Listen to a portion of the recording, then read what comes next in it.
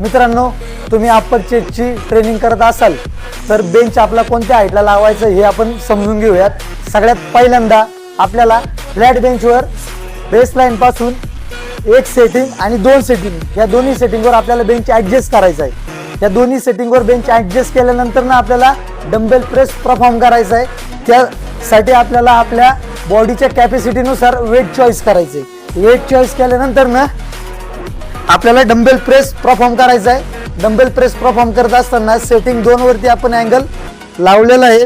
तर 2 नंबरच्या सेटिंगवर तुम्हाला ह्या अँगलवर जर चांगल्या पद्धतीने प्रेशर येत असेल तर तुम्ही खूप छान पद्धतीने वर्क करताय। आणि जर तुम्ही बिगनर असाल, बिगनर म्हणजे नवीनच जिमला आलेला असाल, स्टार्टिंगला जर ह्या अँगलवर तुमचा प्रेशर चेस्टवर येण्याऐवजी शोल्डरवर जात असेल तर तुम्ही काय करायचं आहे, बेंचवरून खाली उतरायचं आहे। आपला आहे तो बेस अँगल पासून पहिली सेटिंग आणि दुसरी सेटिंग, आता आपण दुसरी सेटिंग लावली होती तर एक सेटिंग डाऊन करायची आहे आणि डंबेल प्रेस परफॉर्म करायचा आहे। या डंबेल प्रेसमध्ये आपल्याला कोणत्याही प्रकारचा शोल्डरला प्रेशर जाणार नाही, 100% तुम्हाला चेस्टलाच प्रेशर बसणार आहे। नवीन मुले जिममध्ये खूप कन्फ्यूज असतात, चेस्ट मारताना अँगल कोणता ठेवायचा।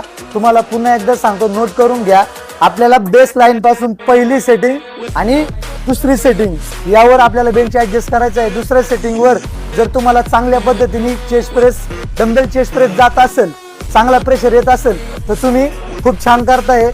जर तुमचा प्रेशर जर शोल्डरवर जात असेल तर तुम्ही काय करायचं, एक सेटिंग अजून डाऊन करायची आहे, म्हणजे तुमचा प्रेशर पूर्णपणे चेस्टवर जाईल। अशीच तुम्हाला माहिती हवी असेल तर कमेंट करा आणि डिटेलमध्ये मी असेच व्हिडिओ बनवत जाईल। अशाच इन्फॉर्मेटिव्ह व्हिडिओसाठी फॉलो करा।